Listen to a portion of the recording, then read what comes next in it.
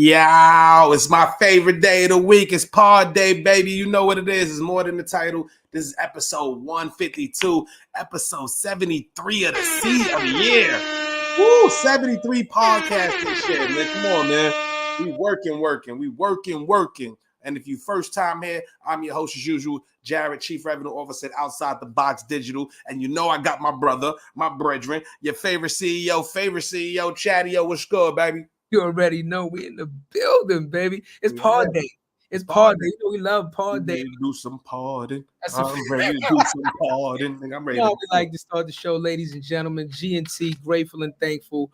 One, grateful for the fact that we was allowed to wake up another day, see our family, see our friends, see our loved ones, and just share these experiences we call life with each other.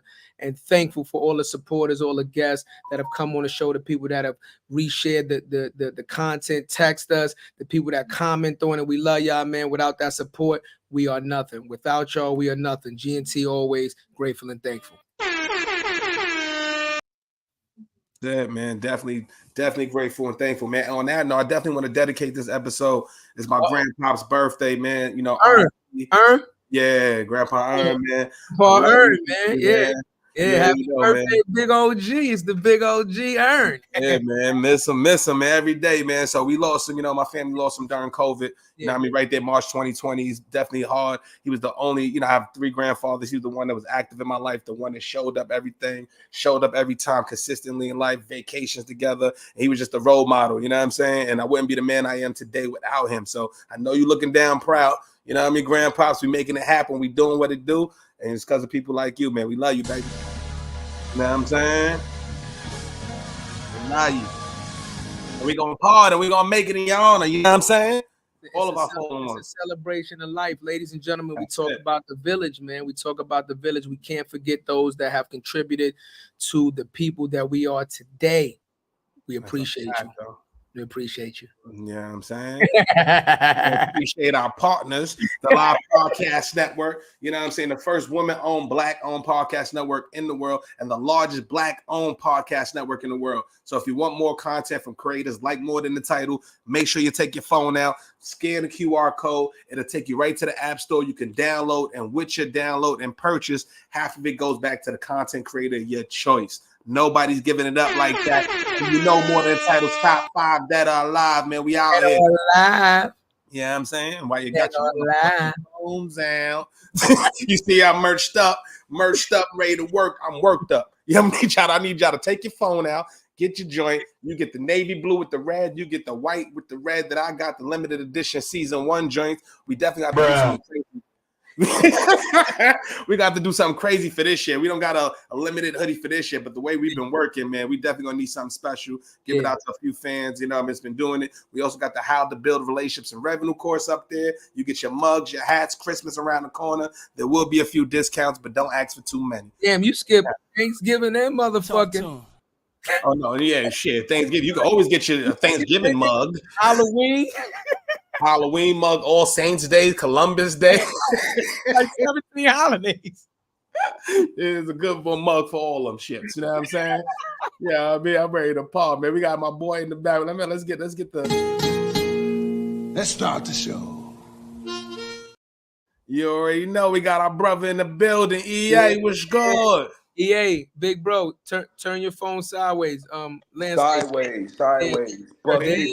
Buck 50, brothers. What's good? What's good, bro? Up, Happy first of the month, brothers. I see y'all moving and grinding, man. I just want to come and give y'all some flowers. Well, I'm in the office right now, so I ain't got much time, but I'm always gonna make time for my brethren.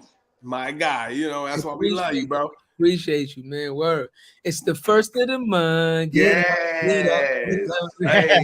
I should have had the Bo Doug shit ready to go. Yes, that's how I'm feeling. That's how I'm feeling right now, bro. It's definitely major in the city I'm in right now, bro. It's been a lot of great things going down. Yeah. Yes. Basement. Yeah. It's going down. That type of shit. So what's good with you guys, though, man? New York is popping, man. I see a lot of arrests going on, man. Y'all arrested my guy, let me say this, though, EA, and the mayor. Hold on, let me say this to you, EA. I don't know if I told you before, man, but your energy is infectious, God. I promise you, not for real, man.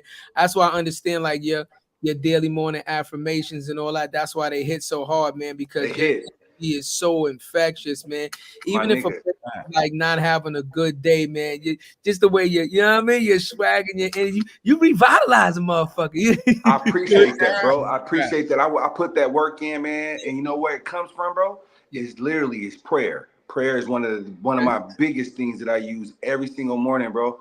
I'm praying. I'm talking to God before I talk to another person. I gotta talk to God first. Come on. That's the everyday routine for me, man. And it produces positive energy. And I have so much of it. I'd like to give some out. You know what I'm saying? It's like an overflow. So I'm pouring out of my overflow, my guy. You know? I ain't gonna lie. You know, there be some times I'll be praying too. It don't be in the morning though. You know what I'm saying? It don't be in the morning. I'll be like, good Lord God, you know what I'm saying? Reverse it. Don't be pussy whip. Whip that pussy. Look. I'll be praying too sometimes. Hold you. I knew it was coming. I knew something was coming. Like, God, if you my man. Are you out of your fucking mind? Is he out of his fucking mind? God, wingman me today. I'm telling you, bro. That's real talk. That's real walkie talk. What's going on with my brothers, though, man? What happened with the New York Fashion Week or something like that? Y'all had something popping last week, wasn't it? No. We got Black Week coming up. Oh, Black Week. Okay. We got Black Week coming up October 15th through the 18th. That's a Fendi fact. Yeah, Black Week gonna be moving. Yeah, we just had 2 meetings on it. And you know, we working out the logistics, man. And like in anything, EA, we gonna show up and do what we do. Right? That's it. Show out. Yeah. We just need the logistics of when to be there, where to be, and then the rest is on us. And you know what happens when the rest is on us. Hey, man, my brothers, these cats right here, man, I'm telling you, that energy, you talk about my energy, shit, it takes one to know one, bro. Y'all are like infectious. I love y'all. I love being around y'all, man. Y'all good people. Appreciate love, bro. Yeah, I'm saying we definitely gonna be speaking of that. We're gonna have Walt come through, one of the founders of Black Week. He's gonna pull up later around 6:30, tell y'all why they created the conference, you know, what's going on, what to expect, how you can get free tickets or other tickets. We ain't giving out free tickets, but how you can get tickets. They got a lot. I'm about to say they giving out free tickets. No. I was gonna say what? No, they got GoFundMe's going on. You know, a lot of executives are paying for it. They're like, yo, if you can't afford it, I don't know how they divvying it up, but he'll talk about it. You know what I mean? Oh, that's what's up, man. I want to say this too. You know, once again, man, just shout out to them even coming together and putting something like that together. EA, be clear, right? You know how we form like Voltron with our text message group in the morning that we still don't have a name for. We still don't have a name for our group chat. Listen, we gotta fucking name this group chat before the end of the year. But y'all, you know, I want to shout them out because real talk, man. A lot of people do this shit all day. They run their fucking mouth, right? How do we end the show, right? The dream is free, but the hustle is so separately. These people got together, they talked about it, and then they put their own fucking money up. You understand? I'm telling you, EA, they went their own fucking money up to make this thing happen. So you're talking about personal skin in the game. They putting fucking skin, they putting arms in, legs in, right?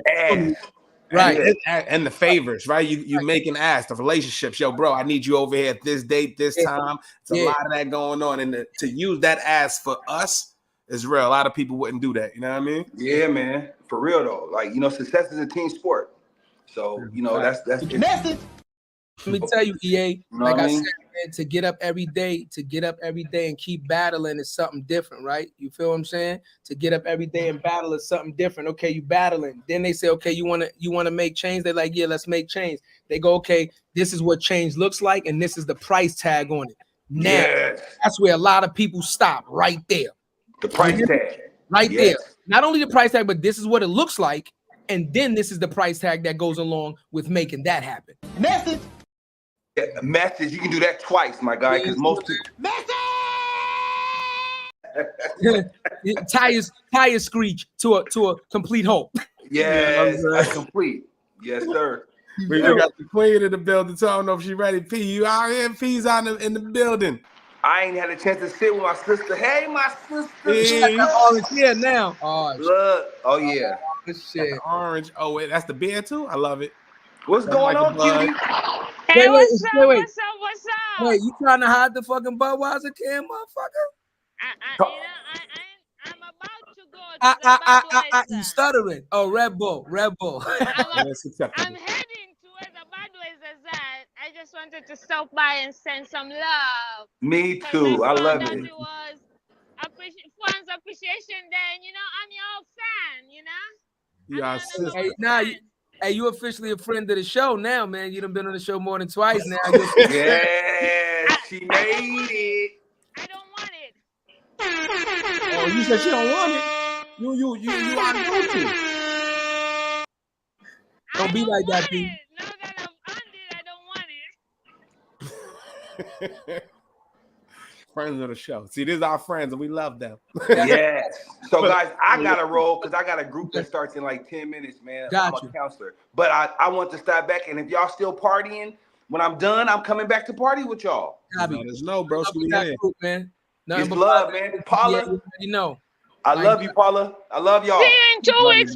See you in 2 weeks. Yes. All right, so I gotta ask y'all. Talk to me.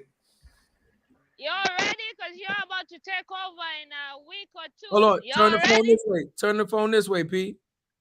Landscape. Hold on. Unlock it. How did you know that's what I was gonna do?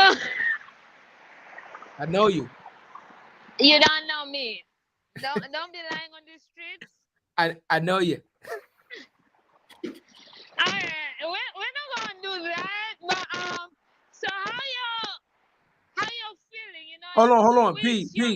Yeah, I think your headphones are giving a lot of feedback. You might have to talk directly into the phone because I think your headphones are giving a lot of feedback. Can you hear me? There you go. All right. So I wanted to ask how y'all feeling in like a week or two. You're about to take over New York City. How y'all feeling? You on mute, cuzzo. You on mute. Shit, I feel good. I feel great. Nah, real talk, man. We take over New York all the time, but we glad for Black Week. We happy for every opportunity, sis. You know how we do, grinding and grinding. I might pull up. Don't be surprised if you see my face. Whenever you ready, you let us know. Red carpet, baby. Shit, but that's gonna be fun. Where you at right now, though, P?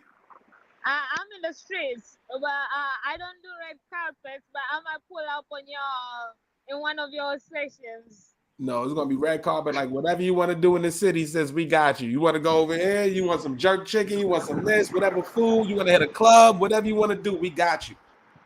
So I promise you on that. You already know.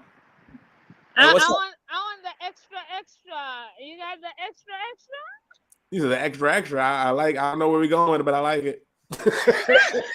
I don't know where we're going with it, people. I don't know, but I like it.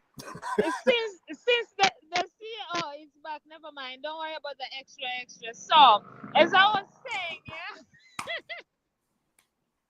yeah. Bruh. As I was saying, I just stopped by to send some orange love on this nice fall day as I go get into my Budweiser shit. Oh, we love you, P. Appreciate you. But you're on mute now, nigga.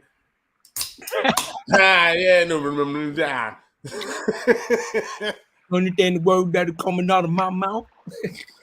Yo, P, I wanted to tell you, man, that orange hair look good on you, man. I like that. I like fire.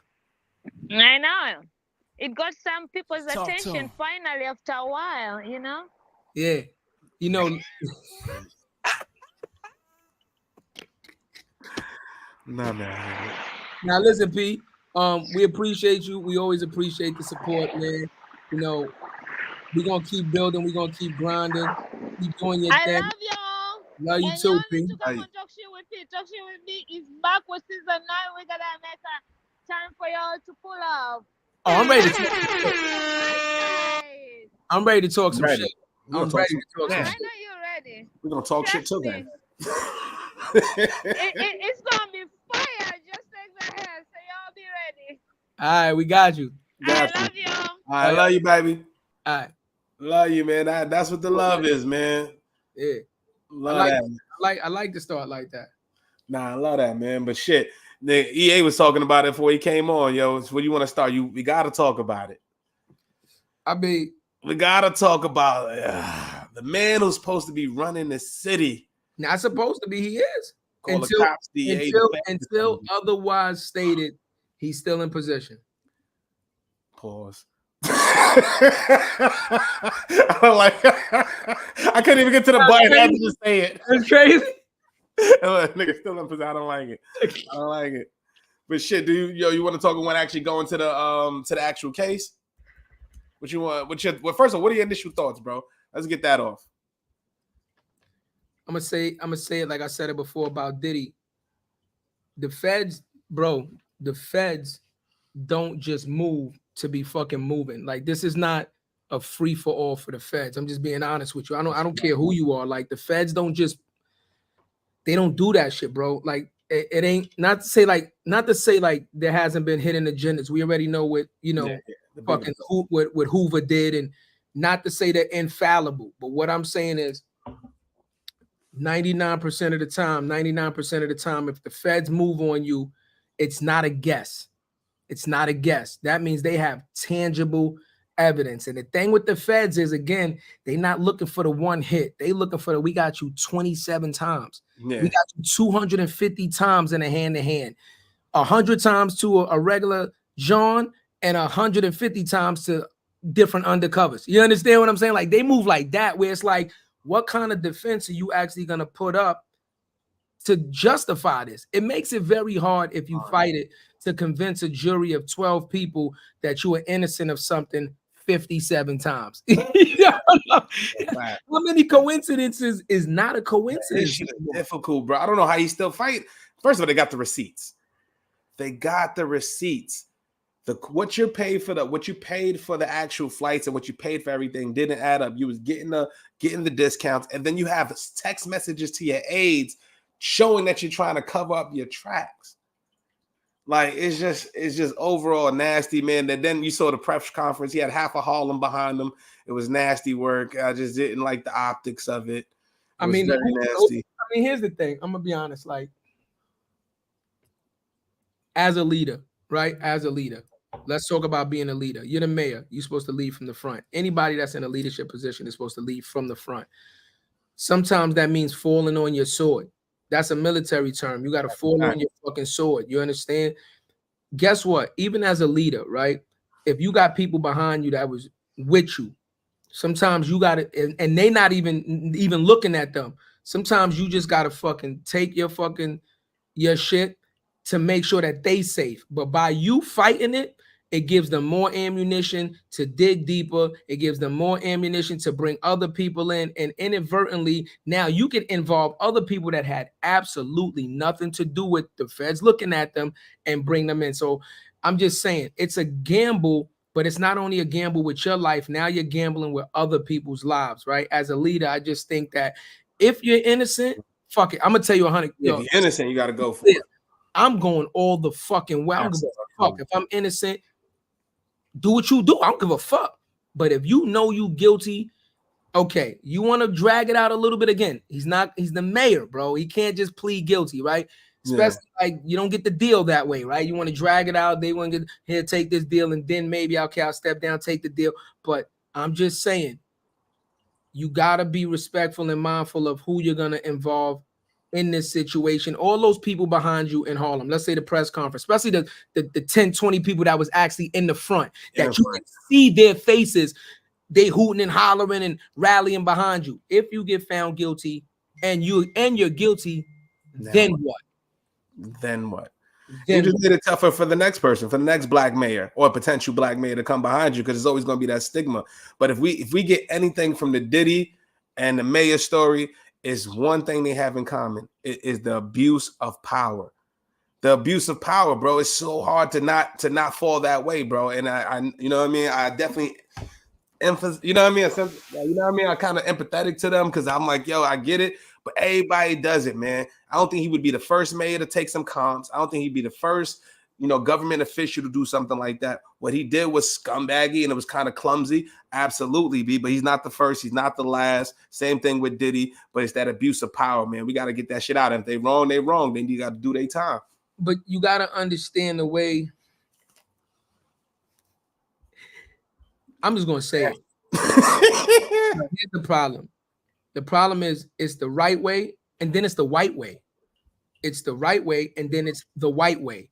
The problem is a lot of our black leaders are trying to emulate the white way. Message. Thinking that you're going to be able to do the same thing that your white counterpart did and got away with it. But you don't have their resources, you don't have their connections, you don't have their network. And that's why you keep realizing that you're going to get jammed up, because you're trying to do it, emulate what you've seen ABCD do and get away with it, but you're not ABCD. But when you get in a position of power like the mayor, bro, and I'm pretty sure they've had backdoor conversations. I'm pretty sure other mayors, conversate with each other. Even you just getting the handoff to the keys and seeing what's going on before you step into office, right? You have to have some sort of level of conversation. What happens? You know what I'm saying? Like, what accountability? I'm pretty sure they had that. How do you know when you're overstepping is what I'm saying. How do you know when? If I get to the position of power, I feel like nobody's looking at me. The feds should not be looking at what I'm doing and what I'm going. And when I'm going to DC to fight for, more funds for the city to get rid of this migrant problem. Yeah, but if you look at when they say they started to investigate him, it was almost as soon as he took office, bro. But first, it was when he was Brooklyn president. That's what I'm trying to tell you. But I'm saying, but if you look at the dates on it, from the dates, they like, we did 2001. Wait, what 2001, 2002, what? Before he became mayor. You understand what I'm saying? So they've been looking at you for a while, bro. For a while. That's the thing with the feds, man. And here's the thing about being, they let you get comfortable. Here's the thing about being in those type of positions, right? And I'll give you an example, right? Let's say like a shop steward, right? You got to listen, even like shop stewards, right? As a shop steward in construction, we fill out what's called a daily report. Any shop steward knows this, that accounts for the actual workforces, hours of the manpower, right? Shops, because there's shop stewards across all industries. You know that, right? Yeah. Here's the thing. We fill out what's called a shop steward's report. It accounts for who's on the job and how many hours they work, how many, it's a celebration, bitches, how many hours they work, overtime, et cetera, right? At the bottom of the report, you close it off and you sign it. Once you sign that report, it's like a federal document because of the position that you're in, representing an organized union. Do you understand what I'm saying? Like, so something just as small as like, Jarrett, you worked 8 hours, but I put you down for 10 hours. Technically, I am falsifying a federal document by giving you 2 extra hours of something that small they can technically prosecute you for. And I'm telling you from experience that, not from me, but I've seen shop stewards get their book taken.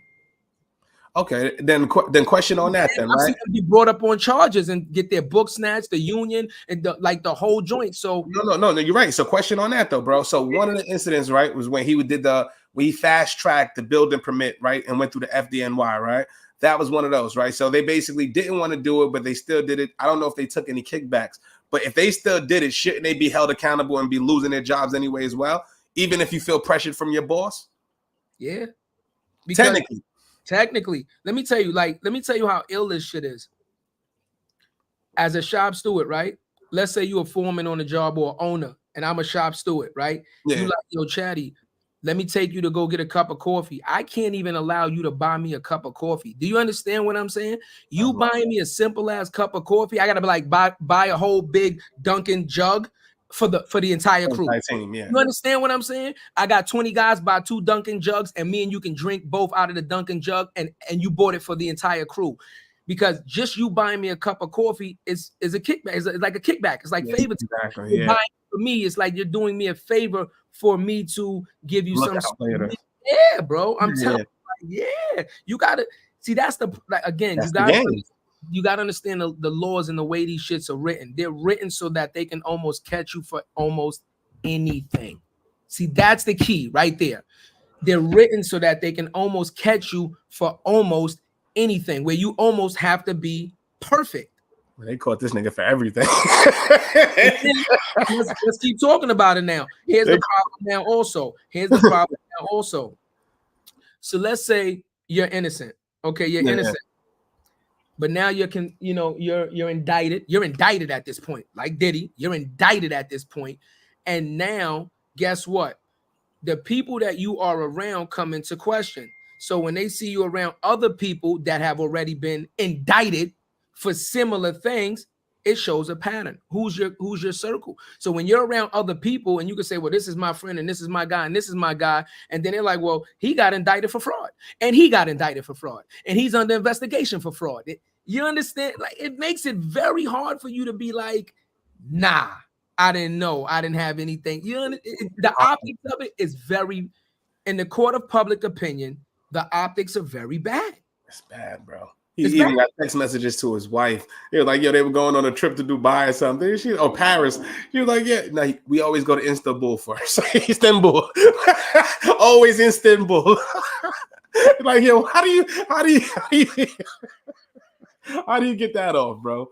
So, well, I do agree with you, bro. It's a slippery slope. I definitely think more people should be charged, especially the ones at FDNY, right? Because had they given that permit and let that building crumble or something like that, they'd have been under serious trouble and there'd been a lot of lives at stake, and they still took it. Especially, and if they took a kickback, they asked me to be charged and tried just like Eric Adams is, because at the end of the day, it should be always, it should be people over profits all day, especially when you take that type of office. But it's big fish over profits. But it's big fish, little fish. Big fish, little fish, right? So guess what? Take Mayor Giuliani, perfect example. Mayor Giuliani, before he was Mayor Giuliani, was what? Well, he's a lawyer. Right. Yeah. We're talking like, ooh, I want to be the what? District Attorney, Mayor Giuliani, with hopes to be the mayor. How do I get my name out there? How do I, District Attorney? I'm prosecuting. I got to prosecute big cases. I want the big fish. The big fish. Let me go after the mob. Yeah. See? Fuck the little guys. Fuck the street drug dealers. That's not going to make headline news. That's not going to make CNN. That's not, you know what I'm saying? Let's go after the mob. And then if you win that case, now it skyrockets your career. Yeah. Teflon Don, you got him in jail finally, all of that. Yep. Now, but since we're talking about it, Rudy Giuliani went on to become the mayor, and now he's not only disbarred in New York, but the Washington D.C. just disbarred him. Yeah, he can no longer practice law in Washington D.C. So again, right? What was the detail? Do you know the details on that? Do you know a little high level shit?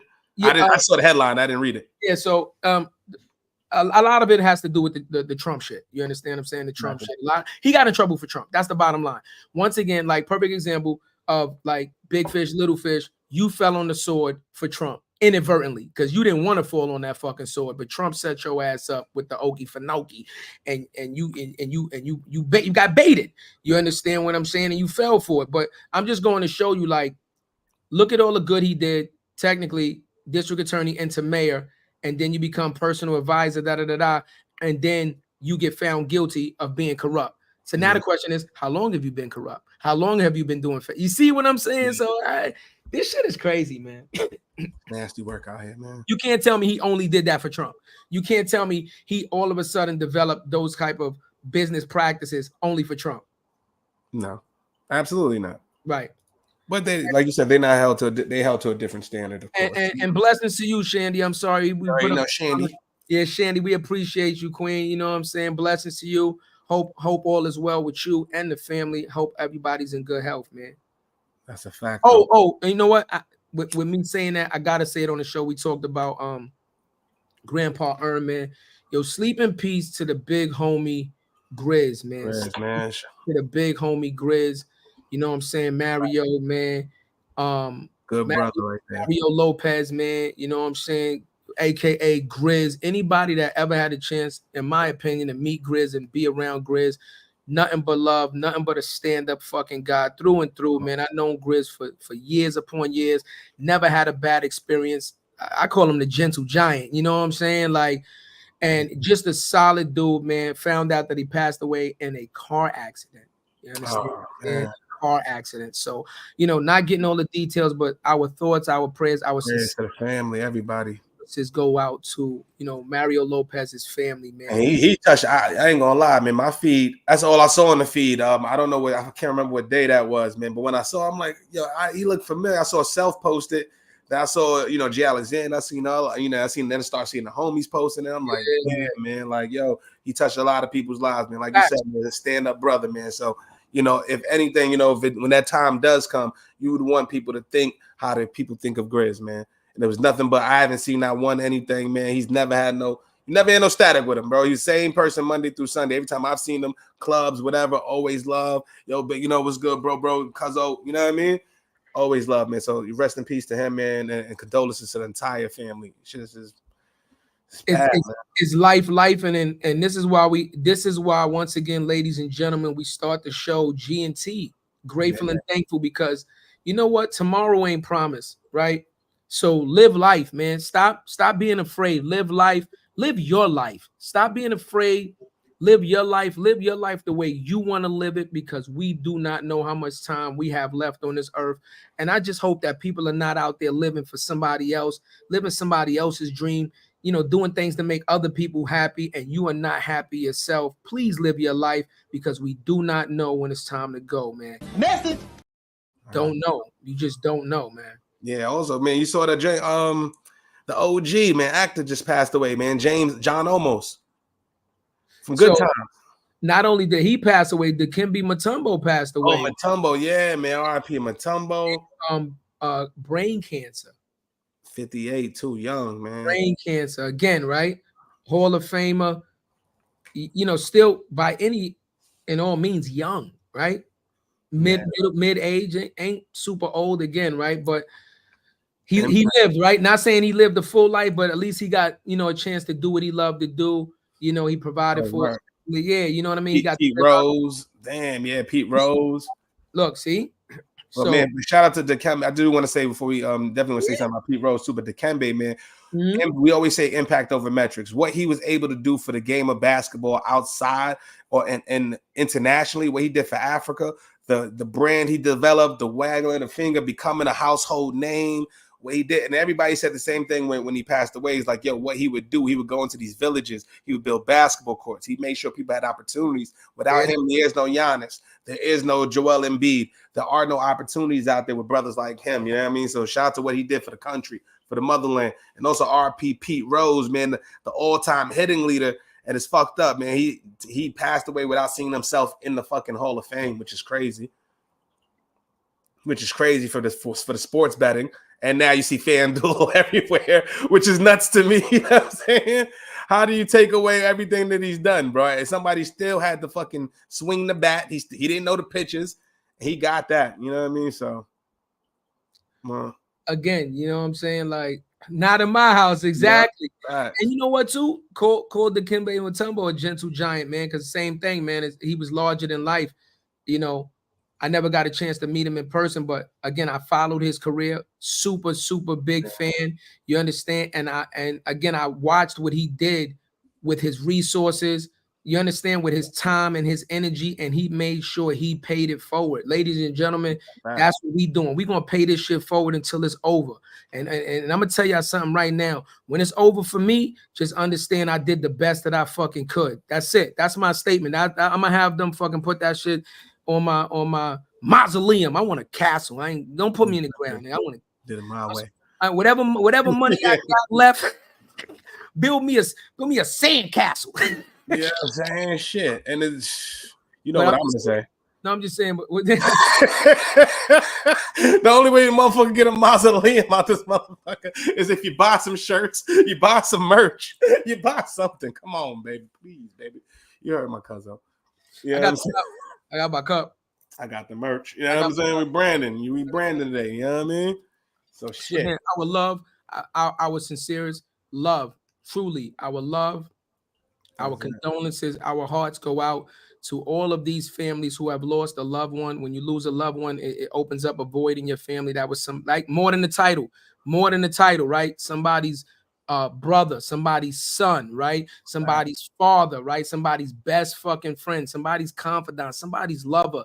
You leave a void in people's lives that can honestly never be filled. Yes, you can move on and meet new people, but that void will never be filled. So our sincerest condolences and love and prayers go out to these families who have lost their loved ones, man. Yeah, man, gotta live your life to make it.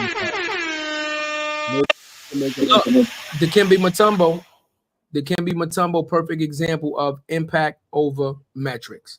Wasn't the biggest star in the league, wasn't the MVP, wasn't, but guess what? He took the opportunity he had and did the most with it and opened up doors for people, man. That's a fact. Opened up a whole lot of doors, man. Not gatekeeping. I would have loved to have Dikembe on the show, man. That would have been a good show, man. Because he personifies everything that we stand for. Yeah, I was shit. That's a fact. They keep circulating the shit with him and Jordan. You saw the shit with the All-Star game. Yeah, but Jordan was like, "Yeah, you ain't give me da da da." And 6 months later, Jordan got his ass. Yeah. I ain't gonna. I would love to have Jordan on. I ain't gonna lie to you. That'd be the one, man. But there's a lot of shit happening, man. That too. What do you think about this shit about to get real, man? You thought inflation was bad with this port issue. They went on strike officially, y'all. You know what I mean? So if y'all didn't hear about it, it's crazy right now. The union right now, the East Coast and the Gulf, all the way down to the Gulf of Texas, or Mexico, you know what I mean? All the way down to Texas, the striking, you know what I mean? All the ports, so the major ports, just to give you context, there's over $100 million of imports that come in just in New Jersey and New York alone. And all of the workers are actually striking right now at this moment to get a $5 increase per year and to prevent regulations for automation, right? Because they don't want to come AI. They have all these new tools, technology to come out. They could be more efficient and I get it. It'll help the business be more efficient, but so many people be out of jobs and we got more people out of jobs. It's not good for the country. So they got to make it work. We got to have balance the scales. You know what I mean? And that's what they're fighting for right now. Right now. So 50,000, but guess what? Guess what? They're in line like everybody else. SAG-AFTRA, remember? SAG-AFTRA, they had a crazy strike. Remember when the teachers was ready to go on strike? Remember when the bus drivers was ready to go on strike? What does all these strikes keep telling you? Again, it can't be how many coincidences before it's not a coincidence. People are fighting for a basic living wage. That's the bottom fucking line, man. This world is getting too expensive to live in, and you're not raising our wages, and the middle class is deteriorating so rapidly that there's only going to be two classes pretty much. Haves and have-nots. That's it. The haves and the have-nots, cuzzo. Like that's why people are fighting just to live. $5. And you're like, well, $5 is a lot across the industry, but what really is $5? You're gonna when you're talking $100 million in one port. Thank you. They're gonna tax it anyway. Look, you get $5 more, they're gonna tax it, so it's more like $3. Yeah. And think about the risk, man. All that heavy machinery, the risk you take doing all that, how quick you gotta be, working through holidays, through storms, through crazy weather, all of that stuff, like you said. But automation, if you don't get any message out of that as well, y'all, it's the automation. AI is coming. So if you don't think about that right now, it's going to impact every industry, every sector, every facet of life soon. So you got to get up on it, understand what it's going to be and how you're going to fit your role in this world, because it's going to be have and have-nots. You're going to go into Burger King 5 years from now. It's not going to be a cashier. It's going to be a robot. It's going to be a digital screen where you print your order and somebody's going to be one person back there cooking your food and getting it to order. It's not going to be a whole staff. So every industry, think about it, from tech, from cars, dealerships, you ain't got to do nothing. Why you got to go talk to Ricky, the sleazy sales guy, when you can put in exactly what you want and the car come right to you? So, Cuzzo, you never been to Dubai, right? Nah. Okay. Dubai not to that extent, but I was in Dubai, let's call it, 7 years ago. And when we was in Chi-Chi's, for the I don't know, I call Chili's Chi-Chi's. We was in Chi, they got the robot that walks around the mall greeting people, talking to people. His chest cavity opens up, delivery. I'm telling you, bro, they had that shit in Dubai 7 years ago. Like the robot to talk to you, interact with you. I'm telling you, they had that 7, 8, whatever. I was in Dubai, like 7, 8. They had that shit then, bro. That's before AI exploded. So imagine, the way Dubai fucking is expanding. Imagine what they got now. That's it, bro. They got it now. They just waiting to mass adopt it. They've got the robot dogs for the police force. They got all that shit ready right now. All of that is when do we deploy it, right? When is it going to be good for the masses, right? Because if you cut those jobs right now, it's going to be crazy. Like you said, people are starving right now. I'm going to be honest. I'm ready for some Terminator shit. Yeah, it's going to, bro, that's what it's going to be. I ain't lying, my nigga. Just give me the AR. I'm going against Skynet. Yo, bro, it's Send me scary. back in time. It's scary if you actually listen to some of the stories of what AI can do right now, bro. Yeah. I forgot how the guy explained it. And quote me. I don't want to quote it or whatever, but it's 4 levels of AI. Right now, we're in the second stage of AI, the second iteration of it, right? Where we're doing things like chat GPTs, advanced language models, and then learning more things, right? The next stage of iteration of it is going to be problem solving. And they're implementing it now, right? Like ChatGPT CEO was talking about it recently. Like, yo, look, it's going to be able to solve complex things. I forgot they went through some issue where I forgot what it was, where the robot portrayed himself as human and got somebody's password to unlock some shit. I forgot what it was. Then they actually called. He was like, "No, are you a robot?" He's like, "Nah, I'm actually a human," and talked like a human, bro. Got the password, did it on the 80-something try. It was something that the chat GPT couldn't accomplish. So he called it human and convinced them to do it for them so they could get it done. Yeah. So he knew, he was like, yeah, I'm just a computer. I can't get it done. Called a human, acted like a person, and made the person do what he wanted to do to get the task that the developers set for him to accomplish. Yeah. Crazy. I watched the article. I didn't watch it. I watched a video not about a week ago. I forget who he is, but he's one of the real smart guys, big wigs that helped develop, like, I think Google or something, whatever he helped develop, like we talking like super smart, like almost like genius level type. And he was saying like the AI that they're generating right now is so intuitive and it's not ready yet. They was talking like something like they were saying like Silicon Valley and whoever the developers are saying it's going to take something like it's a wild number, like $500 billion to finish developing it.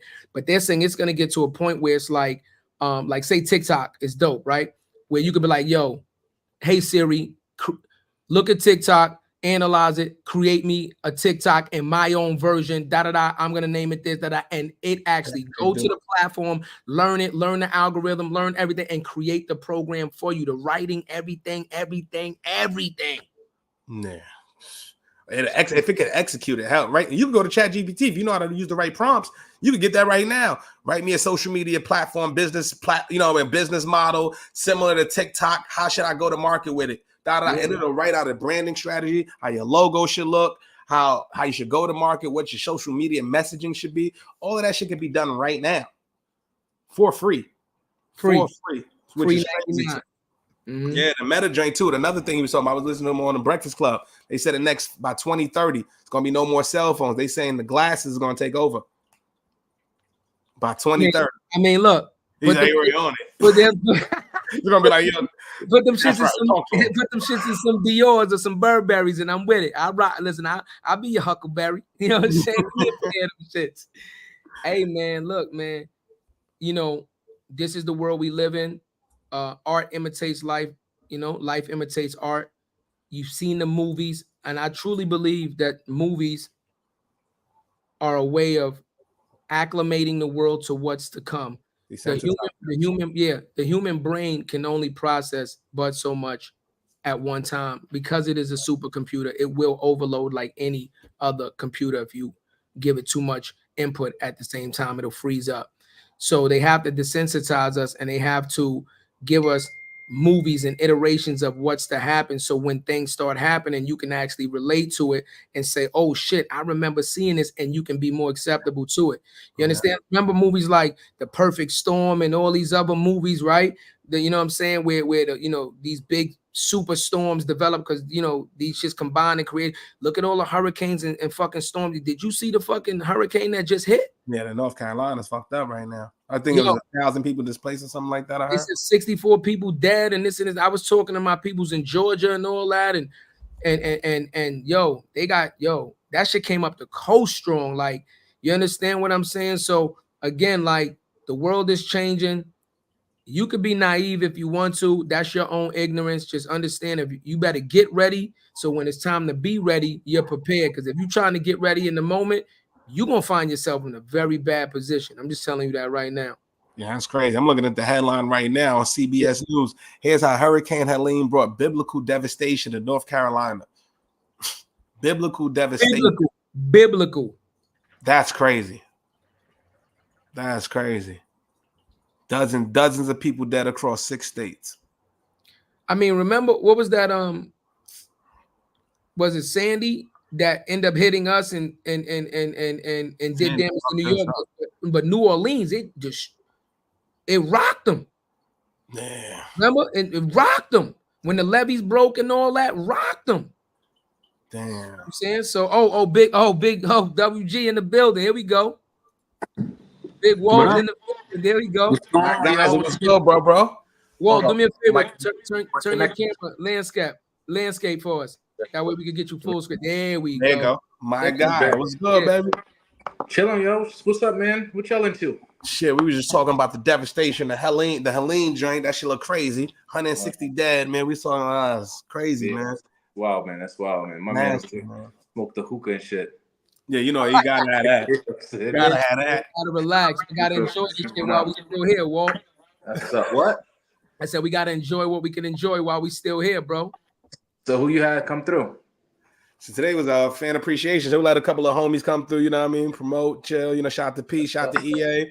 Yeah. This is what we do, man. I think Thursday, you know, we got back to regular scheduled programming. That's what's up. That's what's up. Man. Yeah, I'm on my phone, man. So we going, you know.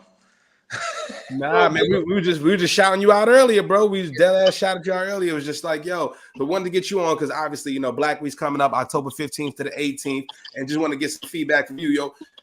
The sacrifice that you guys made to put this on, man. Can you tell the people a little bit about the sacrifice you put it on and why it's so important to you, man? Yo, first of all, y'all are breaking up a little bit, so it might be me. All right, it might be me, but yes, I mean, sacrifice. Yeah, bro, it's been a lot because everybody, you know, all the 7 of us are doing. We all got real jobs. We got 9 to 5s. You know what I'm saying? But you know, I think when we came out to do this, it was about like, yo, how do we disrupt this moment, right? We're seeing so many companies, states and cities kind of like, you know, disband DEI, you know, chief diversity officers are getting let go, which is some bullshit, you know what I'm saying? Because these are individuals that, you know, saved so many fucking organizations and companies. When pandemic happened, there was like, oh shit, we gotta hire a Black woman, and it's almost like they set these women up for failure. You know what I'm saying? And then it's like, all right, cool, Black women come again to save the day, and then it's like, all right, we don't need you now. So, you know, I think for us it was like, yeah, how do we disrupt in this moment and put this conversation out in a meaningful way, but pull together some of the most, you know, renowned executives, celebrities, influencers, etc., into a space to talk about, you know, how we've contributed to the success of many brands. And when I say we, Black and brown, right? You know what I'm saying? And so like Black people, we are responsible for $2 trillion in spending power. You know what I'm saying? And that's nothing, right? And that's nothing to sneeze at. So, you know, when we're talking about, you know, how, you know, organizations and companies can be successful, it's about putting us in positions to help create the thing, right? The product, you know, leaning into technology and innovation, you know what I'm saying? Like advertising, all that, right? Because we know ourselves better than someone else knows us, right? So if you're trying to target us to buy, to integrate with, engage with, then you have to have people like us in those rooms helping make those decisions. Message. Right. And what did Doyle said on Thursday? He said, yo, Hennessy, Black people account for 50% of U.S. domestic sales for Hennessy, bro. So how do you not have a Black person who understands the consumer, who we are the consumer, in those positions of power? So it just shows you how we just move for that one brand. If we were to take 20% of that 50 and go elsewhere, Hennessy would be shit in their pants. Yeah, and that goes for a lot of brands. But then you have niggas out here putting that shit in their fucking lyrics and verses and shit and not getting paid for it. Message. So I'm saying, so where do we start? You know what I mean? I think celebrities, influencers, whatnot, I think they understand the power now, right? That they all have, that we all have, that you all have. You know what I'm saying? And so I think we need to be smarter with how we're using our platforms and our voices. And if, you know, we're gonna go pop off about a brand, then like, how are you getting paid for that? You know what I'm saying? You ain't never lied, bro. And nice. Shit, what since you guys' first event, man, but you guys doing the planning and logistics, what's been one of the biggest lessons you've learned putting on an event, bro? Because that's difficult. Yo, it's hard to get money, you know, and I am not the dude that goes out and asks somebody for money. I can't do that. You know, so I'm not like, yo, can I get this or that? Just I've never done it. I'm not a sales guy, right? So it's just not a natural thing to me to ask for that shit. Like I like selling you on shit, you know what I'm saying? But like I'm not gonna ask for your money. So I think what's been difficult is I think that this is a year one. So for any year one of anything, I think that brands are going to be a little bit timid. They're going to say, well, you know, let's see how it goes first. And so like we have brands that step forward and we're just straight about it. You know what I'm saying? Like, yeah, let's be about it. We get it. Let's move culture together forward, right? And there was others who you know are dope brands and dope individuals, but like I get that they want to kind of test the waters first. So they're like, yo, we'll buy some passes, we'll show up. You know, fortunately for us, we've come out like $2.5 million to do this whole event. You know what I'm saying? And Shit. That's rare. and we're just about ready to break even, which is dope because we weren't like, yo, let's get rich off this shit. No, this was like from the jump. It was like, yo, let's spend this money and see if we could break even. If we break even, we created an event in a moment in time for the culture, for us, for people to do something that was impactful, right? And that's what it's about, you know. So that part I think has been hard. But what's interesting too is like I think a lot of us are seeing the Kamala effect. Okay. Because when Kamala came out and boom, like it was her show, then all of a sudden brands that were like on the fence were like, okay, we're ready to fuck with you now. And I think there's been, and that's facts, bro. Rare. But like, and it's even in work and clients work that we're doing right now, right? Because I think a lot of brands are fearful of what a Trump president another 4 years means for the country and all the shit that he's touting in his side of the fence in the world are kind of touting. So yeah, there's some genuine concern with like, damn, if we get involved with some shit called Black Week, you know, like 2 weeks before fucking, you know, one of the most important elections of our time, you know, like we don't want to fuck around, like, you know what I mean? So there's that. But I think with Kamala, like that, like people are more confident, they want to be involved. And then now it's like once we dropped, because we waited a while to kind of put out the speakers, but as soon as we dropped the speakers, then it was like takeoff, and then everyone's like, okay, this shit is serious. Shit. But that's why I love corporate though too, bro. The performative shit, the playing the game, you want to do the right thing. But like even for some of the executives, I'm not calling any executives out, but there's a lot of big name executives that are going to be there. How come were those brands being involved as well? Yeah. A lot of those brands. Yeah. Okay, cool. Because I'm like that should be a layup. You know what I'm saying? Yeah, absolutely. And it's not, and now you're getting like the last minute ones come through like, you know, with 2 weeks ago, like, yo, can I jump on a panel? I'm like, yeah, I wish you could. I genuinely wish you could. But like at this point, it's too late. We have like over 100 speakers. You two are gonna be there, which is dope. You know, so like it's we can't add to the plate now. But I think a lot of people were like, oh, it was like wait and see. You know what I'm saying? Yeah. Okay, I got a question for that now. Which, by the way, I'm not mad at. I get it. You know what I'm saying? Yeah. Nah, that's the nature of people, bro. Yeah. But that's dope now, because now what you could create is a waiting list, right? You could say, listen, you wanted to be involved in this event, it's closed off, but what you could do is secure your spot for next year. You understand? Yeah, because now this has become an annual thing, and what will allow now that puts you in a very strategic place, and you could say, listen, if you want to be involved now, right? If you want to be involved now, you can be involved now. You know, and this is what it looks like, right? Because now you want to get involved before we actually launch this year, and you don't know what success is going to be. You're just seeing it and you want to jump on board. So we're going to let you be involved, you know, but just understand that, you know, you have to be involved now, because if you wait till next year, then, well, you know, that's a different story. Yesterday's price is not today's price. Should have been on it. It ain't. Yesterday, have a double up. Like, if you wait till next year to try to jump on, you're like, nah, now this is the price for you to be on now. I needed you now. Yeah. I mean, truth be said, and I'll say it right now. Like, yeah, I think when come the 16th and the 17th, I think that's gonna be the conversation. Who wants in now?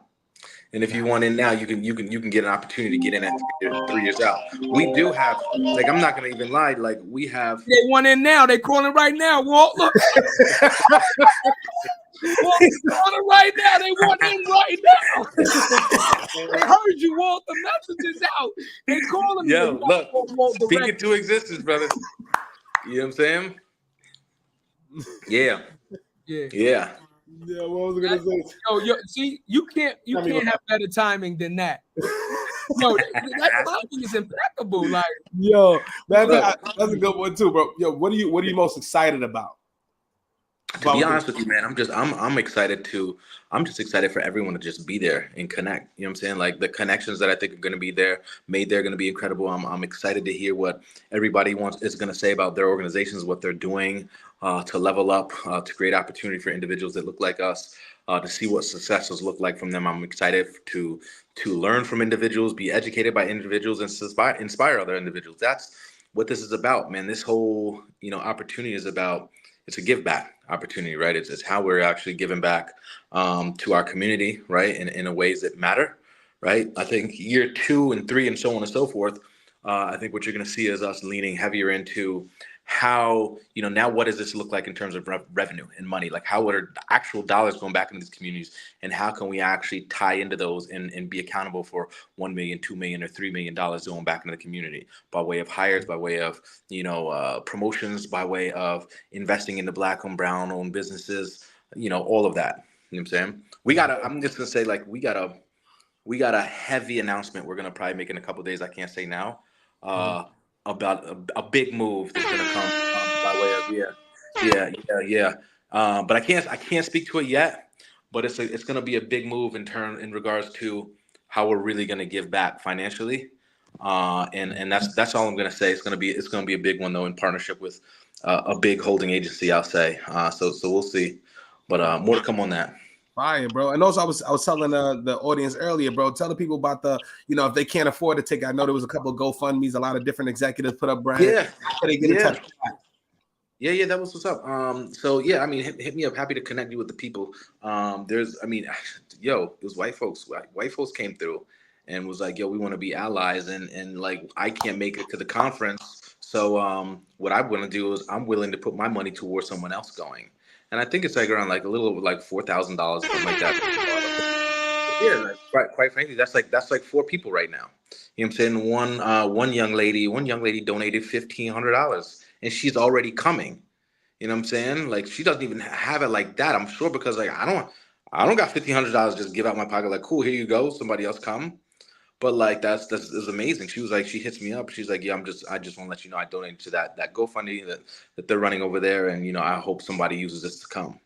That's what's up, man. You know what I'm saying? I know people, who legit like are like, yeah, I can't totally afford to come because I got to do like plane, hotel, and all that. So rather than me not coming, I'm gonna donate my money to someone else who's in the area can go. That's wild, man. That's fire, man. You can't beat that, man. All the support, man. Yeah, But just like shout out to y'all, man. Real talk, bro. Like coming from a brother from corporate, bro. What you guys put on the line to do this, right? Because it could have been funny looks internally. It could have changed the whole trajectory of a lot of different things. And for you to use your ask, because I said that earlier too, man. For you to use your ask, I'm pretty sure there was some people that fronted. I'm sure there's people that went above and beyond who you didn't expect to go above and beyond. Somebody that you thought was really gonna pull up did some shit. You know how it goes, bro. But for you to make those asks for the greater good, bro, and not gatekeep, man. I just want to salute you, bro, and appreciate everything solid, man. Real shit. Appreciate that, man. Appreciate it. Yeah, I mean it's a lot of work. It's tough, but we're learning a lot, man, and it's dope, man. We should be on NBC, I think, next week talking about this shit. We got some that's coming out with Adweek, a few other places. So it's gonna be popping, man. So I would recommend everybody come through, man. It's gonna be a moment. Shit, how do we bring this shit to the big stage too, man? How do we bring this shit to France? Man, look, I'm trying to get to the 19th first. You know what I'm saying? Yeah, I can bring this shit to France, baby. Well, like, yo, let me get through the 3 days first. You know what I'm saying? But I'll say the one thing is like, yo, a lot of people are like, yo, this shit is dope. But like, don't just say it's dope. Come through and support. Like I posted the other day, like support us, like support Black Week, like you support Advertising Week, support Black Week, like you support Brand Week. There's mad people posting, hey, story post from Brand Week in Arizona. All right, so come through. Yeah. You know what I'm saying? Come through, show support, man, because this is giving back to us, and I know sometimes it's hard for us to invest in us, right? Because it's a bit of a crabs in a barrel type of thing. and it's unfortunate, right? But like, because like the intent here is that we are creating opportunity for us. You know, this is for us by us. So, you know, I would just say like, yo, come through. If people have a hard time financially coming through, there's a GoFundMe out there that people are trying to run up. You know, if necessary, hit me up. You know, I'm happy to provide discounts to people who genuinely are having a hard time getting there. You know, I'm glad you said that, Walt, because I wanted to touch on that because you said something that's very important, right? Listen, ladies and gentlemen, we have to be multi-versed in understanding what support looks like on both sides, right? Yep. Yes, if you go to an event like Black Week or like me and my cousin, we go to events, Podfest, and we go to these events, right? Yes, we are supporting the curators that are doing the event. But guess what? We go there and learn invaluable information. There is one event that we've gone to that we have not walked away better than when we got there. It doesn't matter what level you are, right?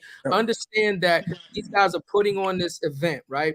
You're going to be there amongst the elite. We're talking very, very successful people, right? So it's not only investing in them, but it's investing in yourself, because if you want to do better, you got to be around people that are doing better. Message.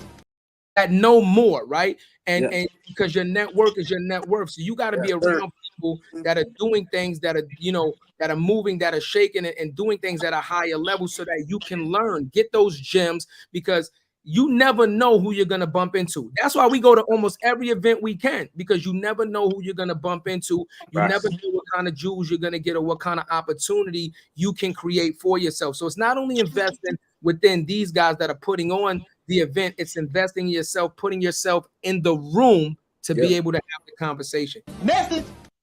Facts. Man, that shit gonna be a reunion in that motherfucker. I can't wait. Sam, It's gonna be a reunion, baby. When people ask me about it, all I'm saying is, yo, just go check the speaker lineup. That's all. Yeah.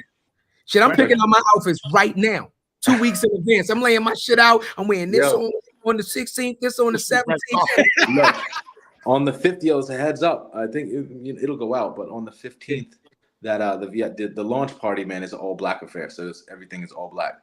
Game over. All black. Game over. I'm coming through like Martin with the dog. The Nino, I'm coming in my Nino Brown. Motherfucker. That's a fact. Oh, I'm glad you said that. Y'all got some blazers that been just begging. Every time I go in my closet, they be looking at me like, "Yo, what's up? We ready? We ready?" Like, just looking at me, dying to come on off that hanger. Absolutely. Let me ask you this though, Walt. Right? Yeah. This right. We talk about the difficulty of our culture working together, right? Yeah.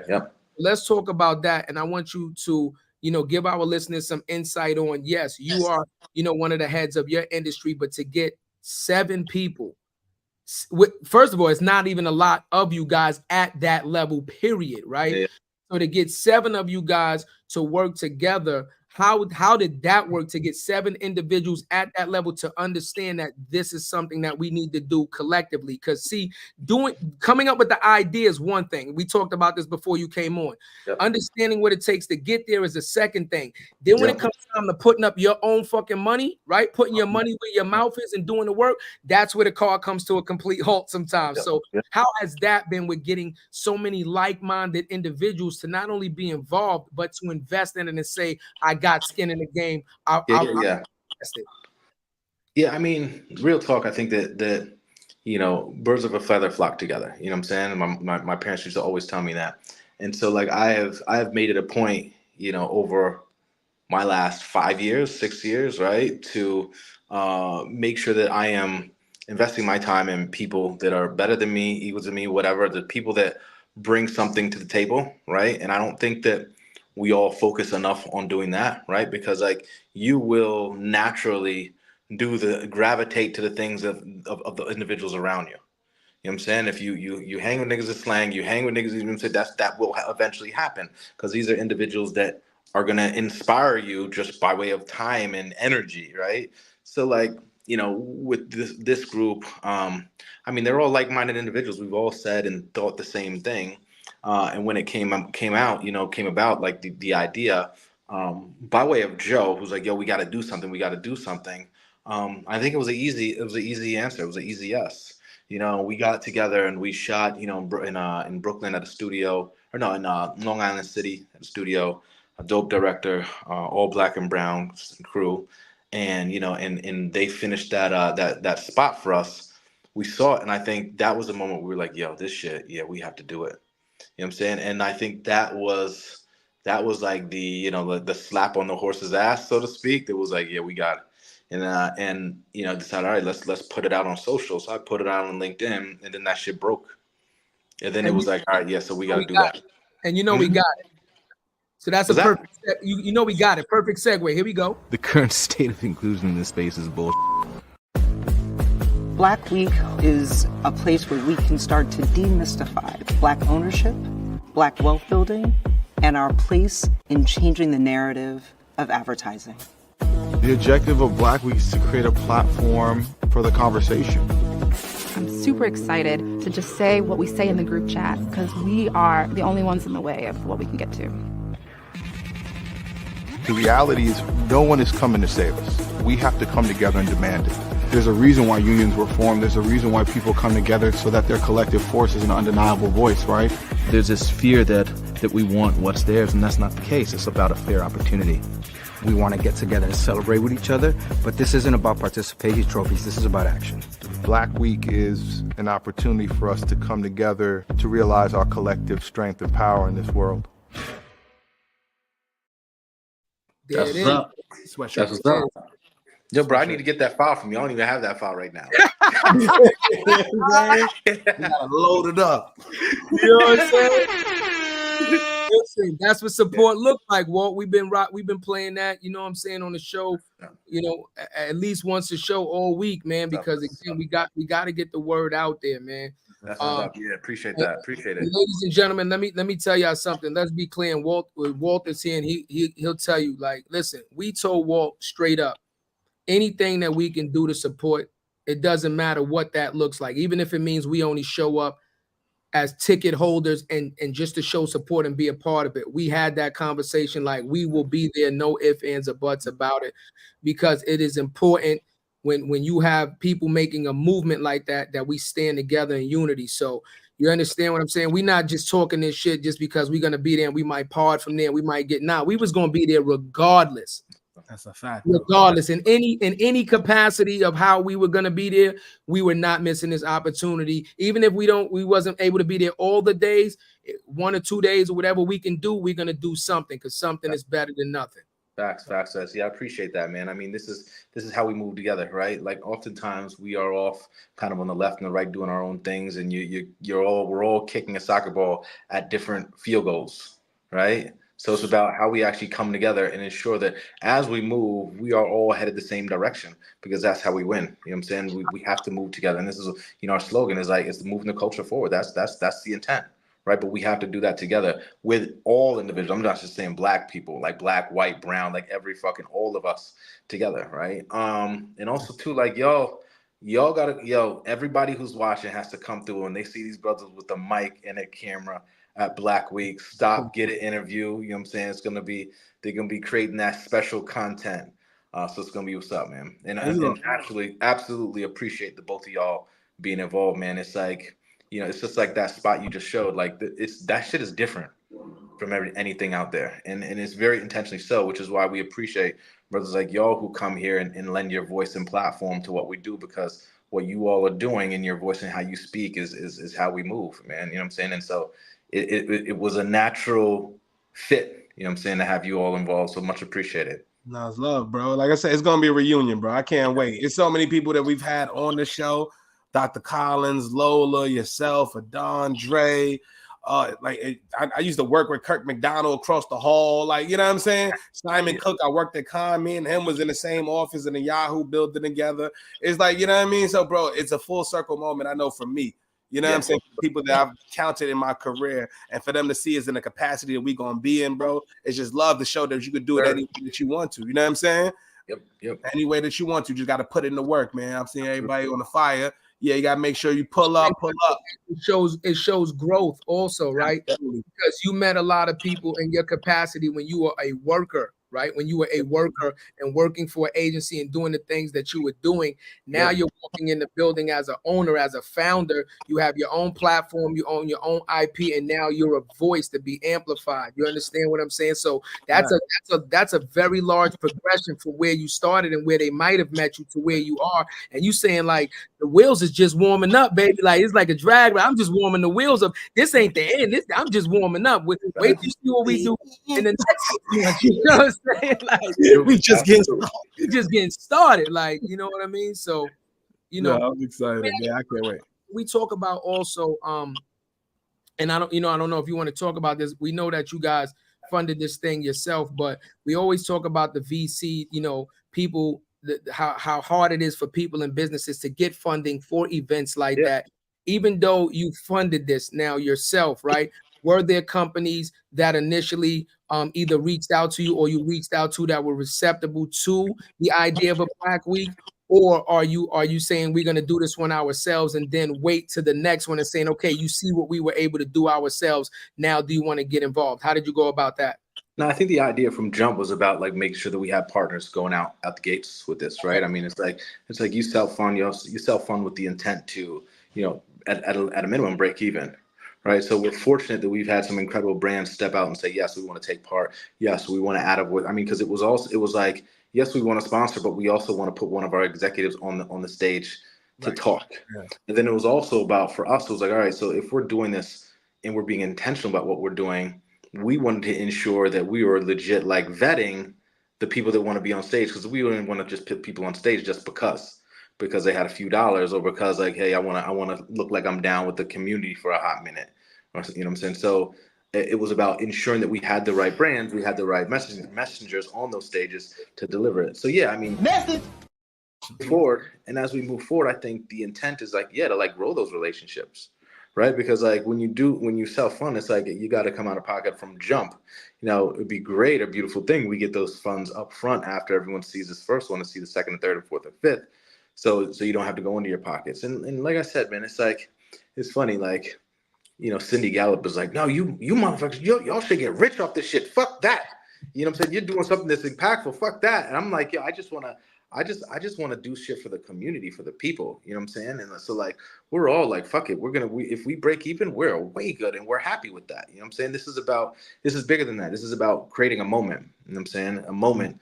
And it's not going to be like a one-stop shop type of shit. You know what I mean? We went to one of the biggest fucking venues in New York City, one of the most expensive venues. And like, bro, like Wall Street Journal and fucking Fast Company do their conferences here, the annual one here. I mean, it's a beautiful, beautiful space.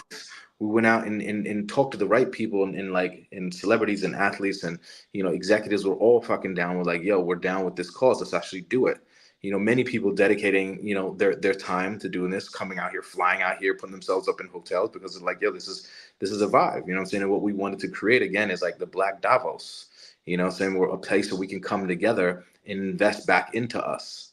And so, you know, yeah, I mean, eventually, yeah, like as we move forward, like we're hoping the brands want to step up and see what we've done and see how we've activated an audience and a group of individuals and see who wants to commit 2 and 3 year commitments. Cindy, I can't. I'm looking forward to me and her. I go for Cindy's a beast. Michael, she's Michael Bay of business. I'll show up and blow shit up and some shit like that. Yeah. She's amazing, man. She's a genius, man. Wait, we lost audio. Uh-oh. She's put us in front of some incredible people. That's what it's about, man.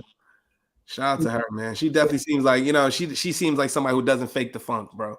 Yeah. You know what I mean? I've been following her for years, bro. I was like, we've talked on LinkedIn a few times, but we just never met. You know, we've talked. You know what I'm saying? I'm like, yo, you first of all, your tagline is crazy. Who the hell are you? You know what I'm saying? And we just started talking, bro. She cool as fuck, bro. But once again, man, like thanks you for what you've been y'all putting on, bro. Everybody who's attending, this is not gonna be a stuffy event. This is not going to be one of those, man. We're going to show up. We're going to show off for each other. We're going to talk to each other. We ain't got to do the head nod across the room anymore. This is for us, right? So let's not come through with that energy. Come through with the energy. You want to talk to your brother. You want to talk to your sister. We're going to learn what you can do, how we can help each other. Let's make this shit happen, y'all. Straight up.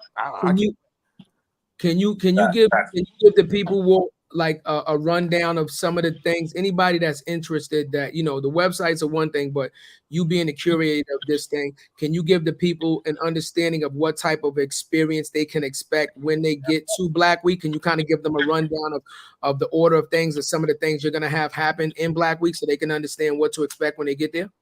Yeah, first you got the funk flex horn still going. Oh, you still got the horns going? I can't even hear the horns. Can't even hear the horns. That shit is the longest going flex. I hear it on your. You don't even hear it. You don't even hear it. I was like, yo, this nigga Jarrett is going so hard. He got the fucking horn for like 30 Play the song. This motherfucker was just speaking through it like that shit. You know what I'm saying? We can't hear it on our end. He was speaking through it like that nigga was a fucking DJ at a dance hall. You know what I'm saying? You know what I'm saying? We love he talked through it, and I'm like, God damn, that motherfucker could concentrate good, but I see you didn't even hear it. That nigga flowing. Well, I mean, I'm gonna tell you something, Walt. I don't know if you know this about me, but some say this motherfucker don't miss. No, he's fucking. Yeah, don't miss. So yeah, Black Week, man. So Yeah. The 15th is opening ceremony event. It's gonna be dope. We have it's gonna be chill. We got a little DJ there. We got some people are gonna come out and speak. I don't want to give too much because it's a little bit of a surprise. It's gonna be real dope. Wait. So the 15th is the day they should wear all black. Yes, sir. Okay, yes. So the 15th is all black. Okay, gotcha. That evening, right? 16th and 17th all day at Spring Studios, so you can come through, and the entire agenda is online right now, so you can check it out. And the 18th is going to be actually at WPP's offices, right? Okay. And that's sort of like a Black Week Connect event, and that is going to be all about creating job opportunities for individuals, having different brands and companies and agencies there, allowing individuals to come meet them, job opportunities and stuff like that, mentorship opportunities where you can actually go in different rooms and get mentorship sessions from a creative, from a strategist, from an account lead, etc. Right? So a little kind of breakdown. So yeah, it's going to be dope. But I would just recommend everybody check out blackweek.co, and you'll be able to get all the information right there. Fine, I'll actually say too, there'll be another announcement tomorrow.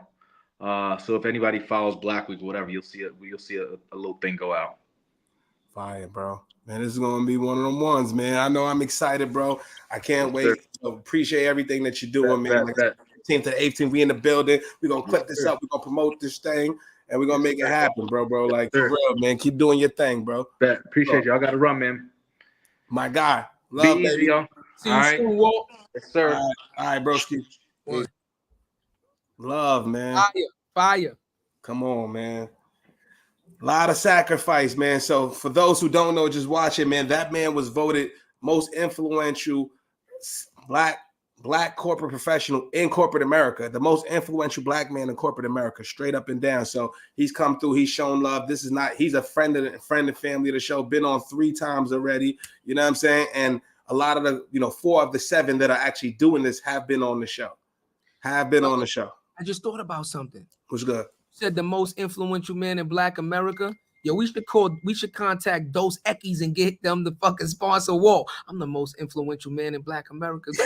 I don't normally get thirsty, but when Walt, that would be fire for Dos Equis to make he's so real, he'd want a black beer. No, I'm just saying that you gonna talk to Walt on the back end and do something like that and make it like a parody of the Dos Equis shit, because that's fire, because he has the title anyway. Yeah, most influential black man in corporate America. Yeah. Maybe we could do that shit with Liquid Death. See what's up. I'm cooking. Yeah, I'm not mad at it. I'm cooking because I mean that's a national campaign. The most influential man in the world, and he only drinks Dos Equis. That's the most influential black man in corporate America. I only drink a black brand. Why not?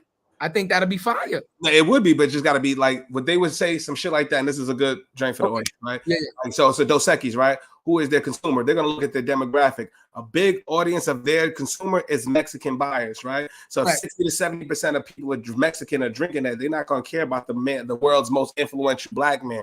All right. You know what I'm trying to say? So when it comes to that, it's all about audience and knowing your demographic. Now, for instance, if Hennessy wanted to do that, knowing that 50% of domestic sales come from us, now that makes sense. Now, how do we do it where it's like, yo, he's the most influential black man in corporate America, and people in corporate America like to drink after work. Hennessy, right. What is that? Like after a long meeting, after I celebrate, I just closed a big deal. What am I drinking? Do you want it to be Hennessy or do you want it to be Don Julio?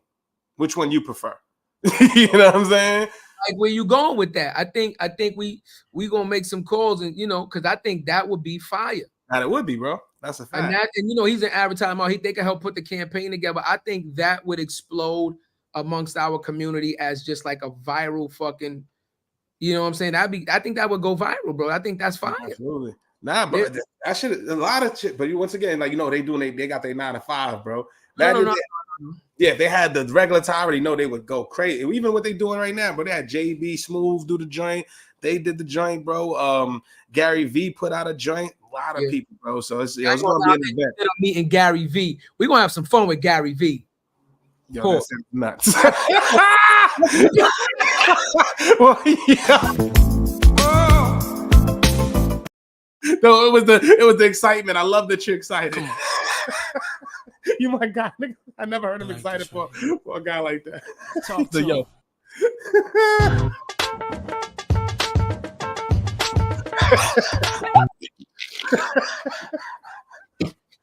We're in the building, man. Like who but us, man? Who but us, man?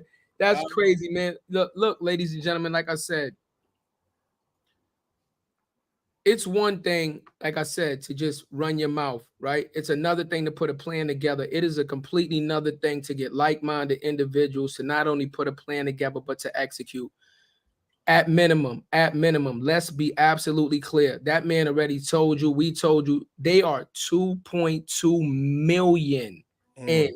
$2.2 million in for a 3-day event.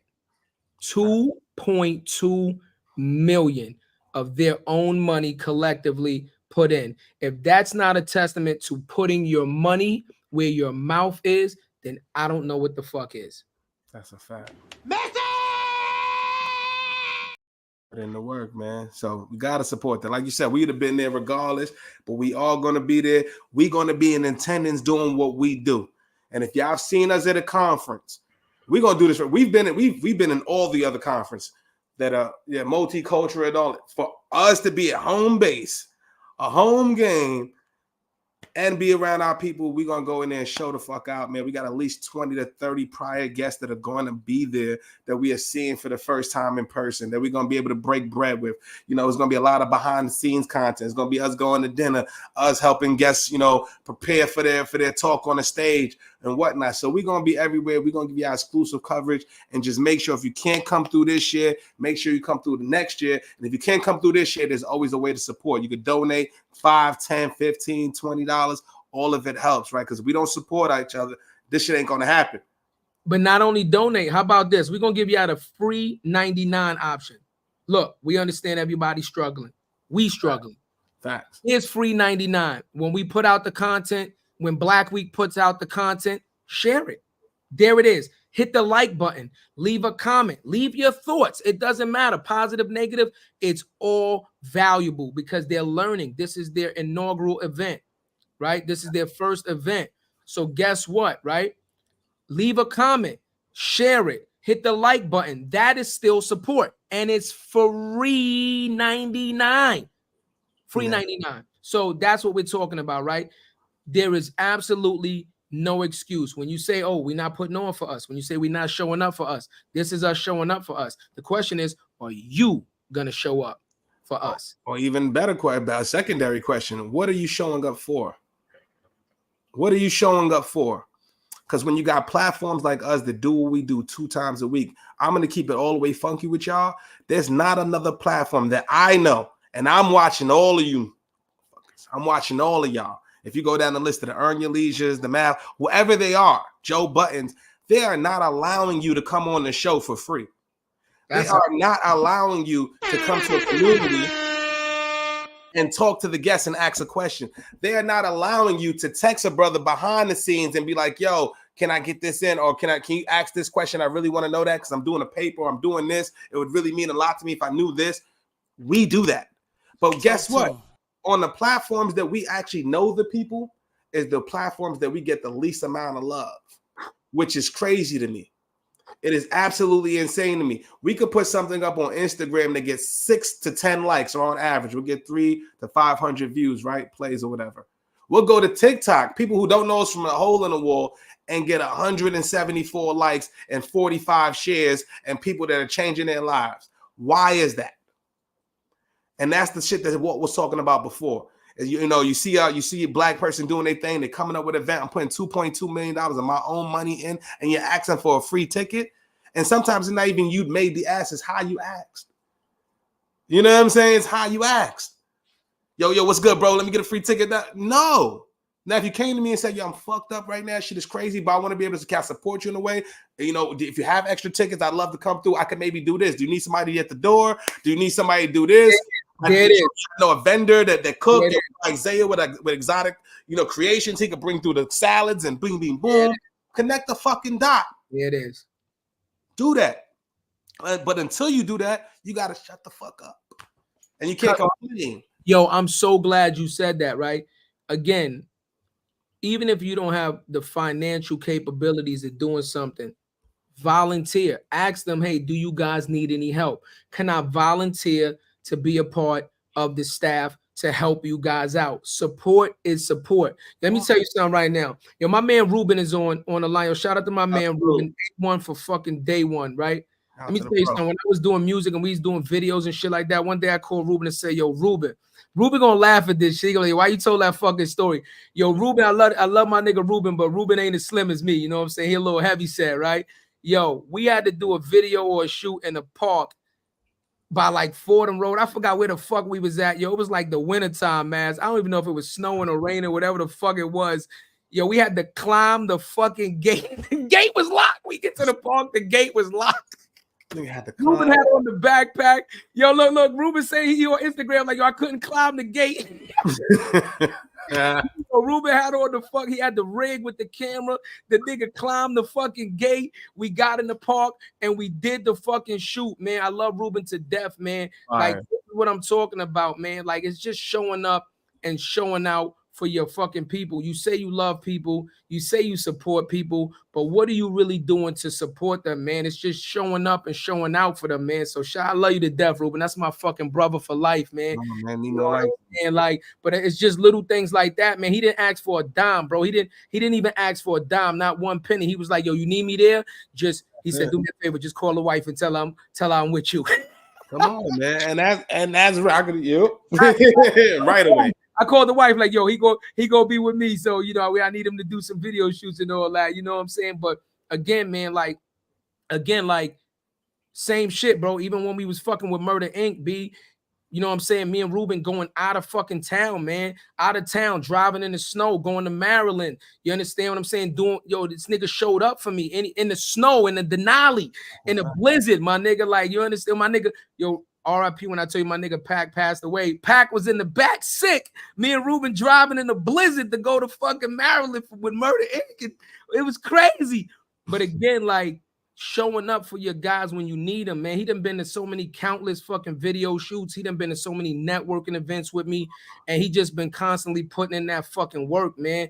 And you know what I'm saying? Niggas say he was playing chicken with trucks.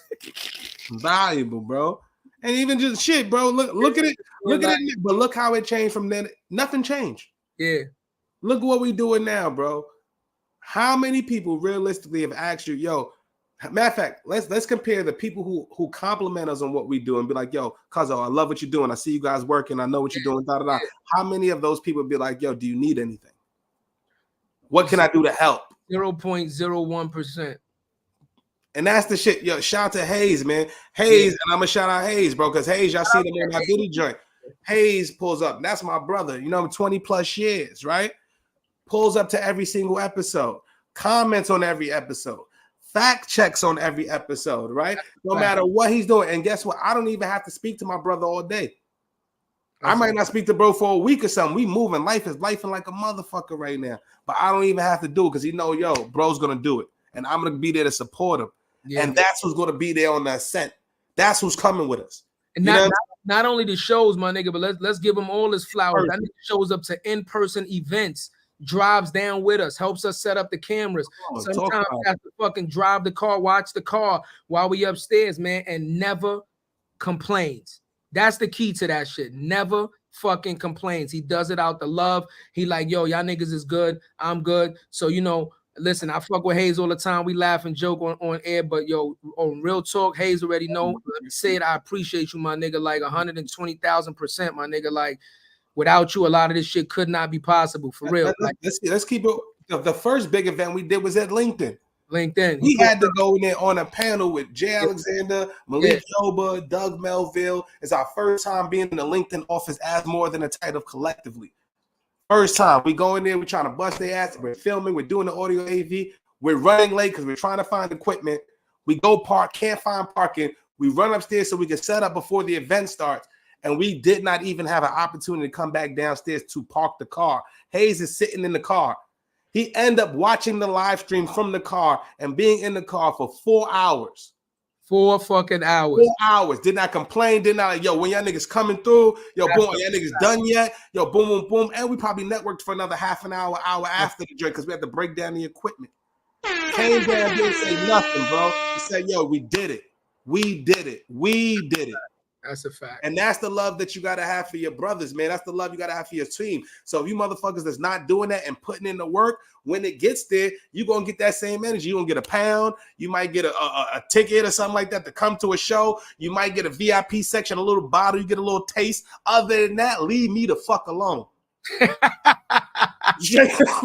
Straight up. I'm telling y'all now. Leave me the fuck alone. Don't even bother this nigga. I'm supposed to be the good one. Don't even bother this. Hey, yo, listen, I love y'all, man. Listen, I'm just keeping it 100. Y'all could come bother me. You know what I'm saying? I'm just gonna give you this face. Just like, yo. I owe you something. I owe you something. We need the Matumbo up. No. We need the Matumbo up. And the legacy of my guy, we putting the Matumbo up this week. Yeah, man. Like this, ladies and gentlemen, man. We just telling you, like, it has to be, man. It doesn't matter what your friend is doing, what your you know, anybody you feel like you love. We listen. Get into the mindset of helping anybody you love. Get into the mindset of helping anybody you call family or anybody you call a friend. Just get into that.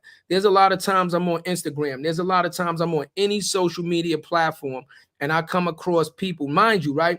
Let's be clear. Me and Cuzzo at this point, with all our social media platforms and all the people that we know, we easily know like 10,000 people, followers. It's impossible for us to watch everybody's content. It's impossible for us to absorb everybody's content. But guess what, right? Guess what?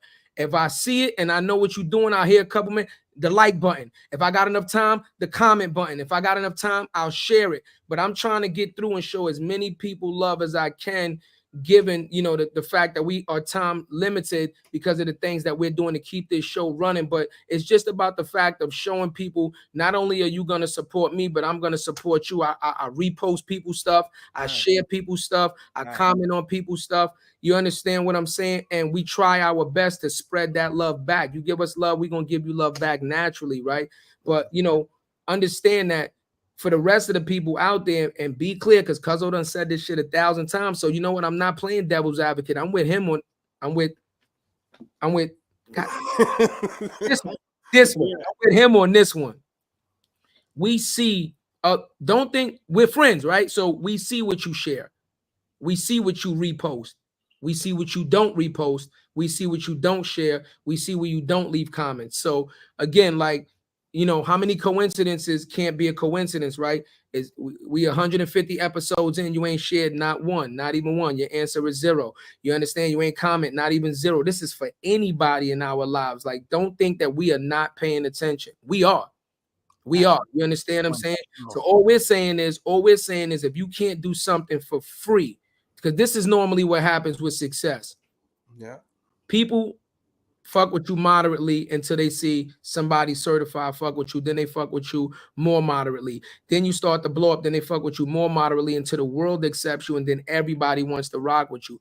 Then once you get to a level of success, especially financial success, then people come to you for support in the form of financial support. See, we're asking you to support for free, but what's going to eventually happen once we get to a financial certain standpoint, you're going to come asking for financial support. And the only question we're going to say to you at that point is, so let me get this straight. I bust my ass for 4, 5, 6 years to make this happen financially, and you couldn't support me for free, but now you want me to bail you or support you financially.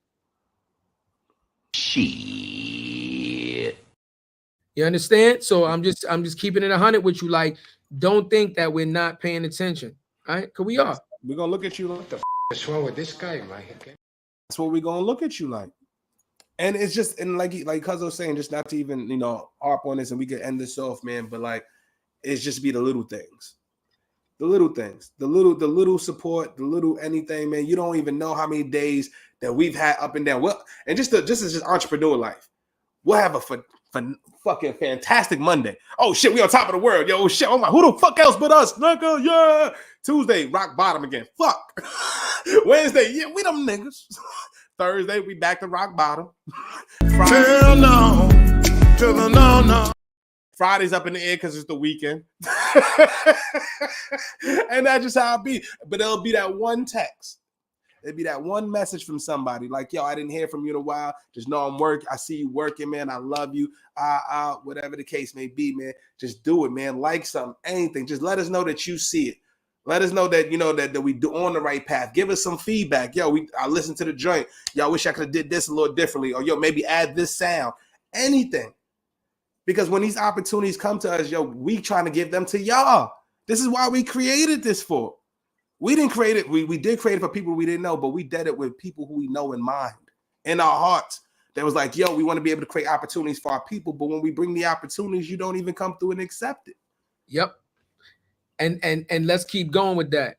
This is Fan Appreciation. So for all the audio listeners, Fan Appreciation is a show where we predominantly allow small businesses, right? Black and brown people to come on this show and promote their business once again for free. I don't see Earn Your Leisure doing that. I don't see fucking Joe Button doing that. No disrespect to them, but they not doing it, right? But again, don't discount us just because you feel like we're not at that level at this very moment, that you don't want to come on the show, because we still get millions of impressions. So be clear. This is the message that you're sending to us about being serious about your business. Once again, we're telling you we're getting millions of impressions, millions now at this point, at this level. And we're saying we are allowing you, we're going to support you. Come on the show. We'll help you. We'll put up your promo. We'll do all of that for free. The only thing it's costing you is your time. So if you're not serious enough about your business, if you're not serious enough about what you're doing to promote it on a show for free, that's getting millions of impressions, you're already sending us a message that you're not ready. You're not really dedicated to succeeding, because any opportunity that you can get to promote your business for free, you should be doing backflips for. Message. Now, once you on mute, cuzzo. Especially ones where you could be yourself. You understand? Now, once we get to that next level, right? See, here again, don't say we changed.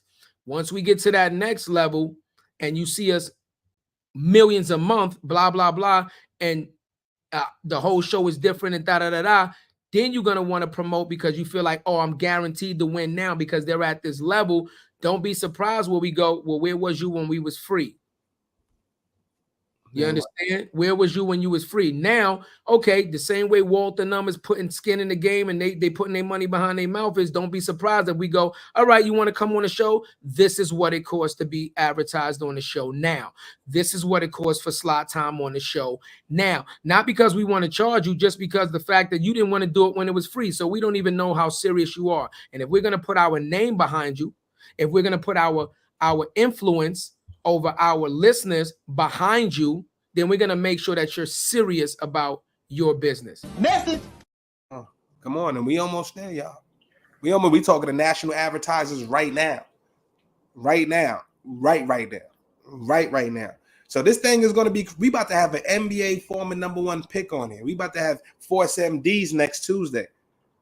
Force MDs, legendary Grammy nominated, #1 song on the chart, Tender Love in the 80s. Like, come on, Crush Groove. We're going to have Warren Zenner come through, who's managed billions of dollars with billion-dollar companies on Thursday. He's the founder of the CRO Collective. He's going to pull up. And then we're going to have Cicely Gay later this month, who's going to be the new president of Black Lives Matter globally, the new leader. So we bringing these type of people to your front door. That you could talk to, you could touch, you could say, what's up? We control this shit.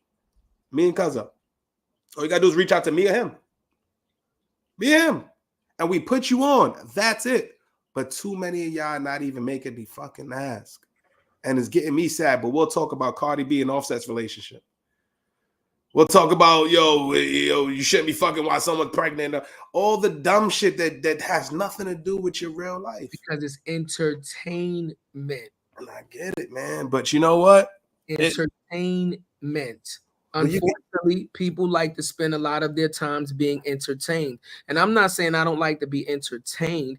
I just don't like to be entertained to the point to where I'm consuming so much entertainment that I forgot to build my own life. You're talking about Cardi B, who's fucking worth God knows how much millions, and Offset worth millions. You're talking about people that are way out your tax bracket, that are living lives that you can only imagine, but yet you're more concerned. I've seen people, dead broke in the worst positions possible, wishing them kid. Let a celebrity put up happy birthday to me, or it's a celebrity birthday. You got to see how many happy birthday, God, happy birthday. So you don't even know this month. If they seen you in the street, they would never even speak to you.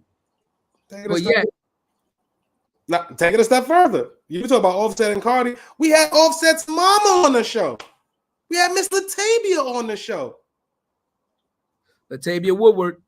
Had her on the show. Beautiful lady. On the show. Beautiful lady. Came through, appreciated on Women's Appreciation Month. Had her on, celebrated her. And she has a beautiful family story. But we don't want to pump that. Right? Like, so it's just, man, fuck. If you can either be the one that's giving them the content, or you could be the consumer. You could be the company, or you could be the consumer. Too many of us are consumers, and what ends up happening, we end up being fucking consumed, and we warped. Mind be warped. Don't know what the fuck's going on. I put something up on Facebook.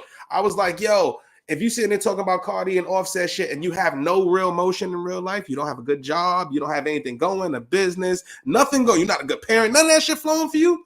Who the fuck are you to be talking about that? And I had some bitch come on the joint, was like, yeah, well, it's always the people with no motion to say that. I said, bitch, you got Tory Lanez on your cover photo. Bitch had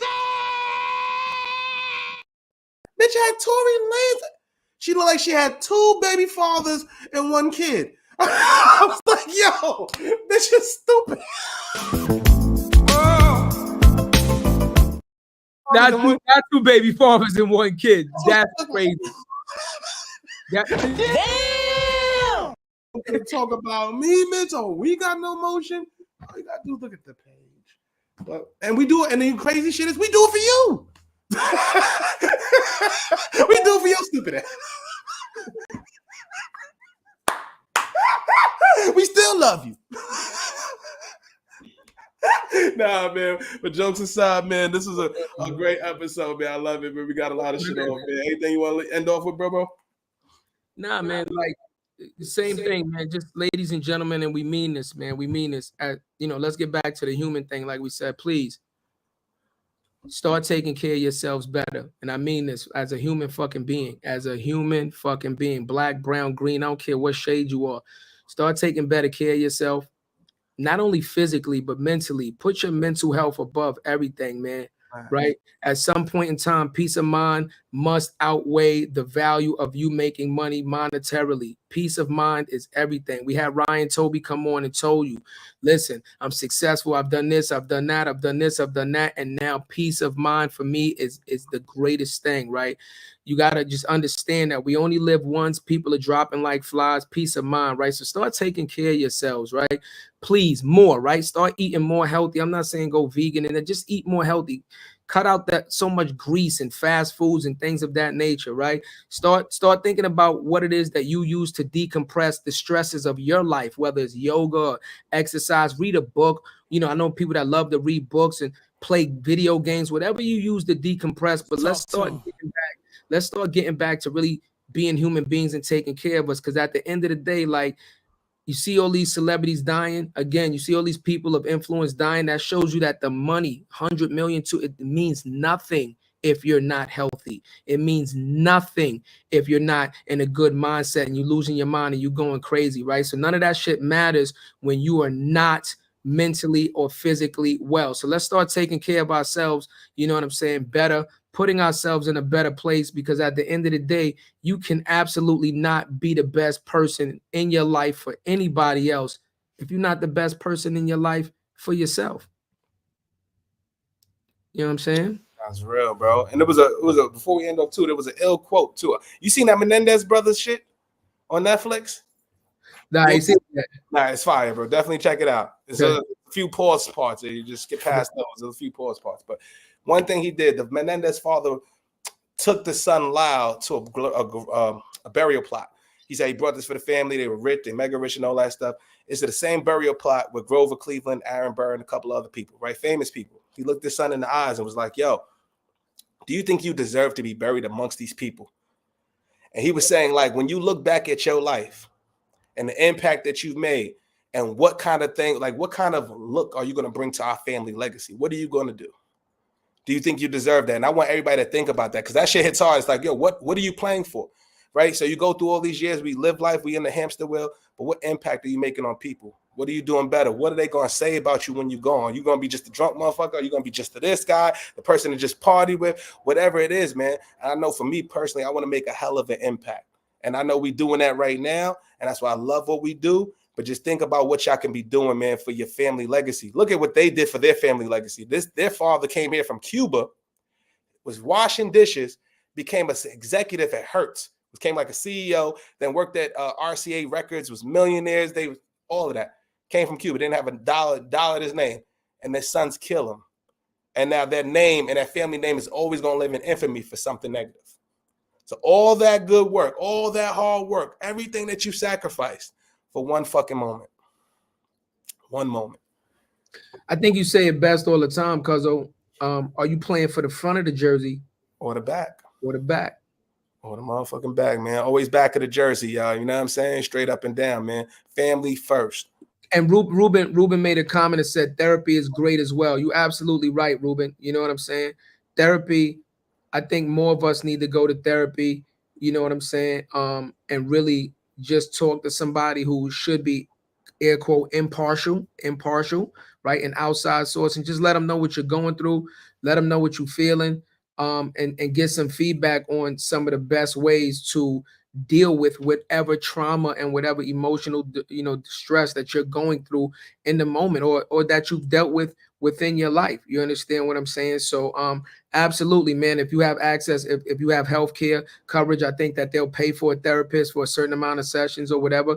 Inquire about it, see what it is, and even if you got to come out of pocket with it, I mean, again, if you're not willing to pay for all these clothes on your back and these cars that you drive and these sneakers that you fucking put on your feet, are you willing to pay for something that's going to benefit you as a human being? Message. Man, but we out with that, man. I think we touched on everything, man. We holla at y'all. We told y'all, man, Thursday, Warren Center, make sure y'all pull up. It's going to be about how to be a chief revenue officer. He's basically going to tell you how to take his business from 0 to 100, what you should be doing.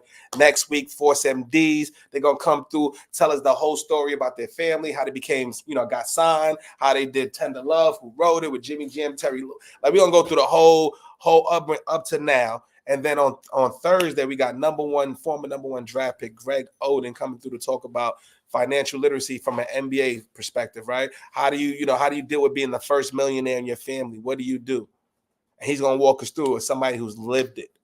You know what I'm saying? And then you already know 15th to the 18th, we got Black Week. We'll have another real talk. We're gonna try our best to put a couple of episodes while we're at Black Week because we're not gonna be able to do full episodes there. So we're gonna make sure y'all still got some content. We're gonna try to get at least a real talk in maybe another episode, and then we're gonna keep going and pushing, man. Now we're gonna flood their content for Black Week. Get your timelines ready, because I what? Going live everywhere. I'm being real with you. Get your timelines ready. We don't really post too crazy, but we're gonna be around too many of these influential people, celebrities. It's gonna be too many comical moments. We know y'all love entertainment, right? Well, we gonna are you not entertained? We're gonna entertain you motherfuckers, because we're gonna have a bunch of black people in the room with some hendindus. Some hendindus. Oh no!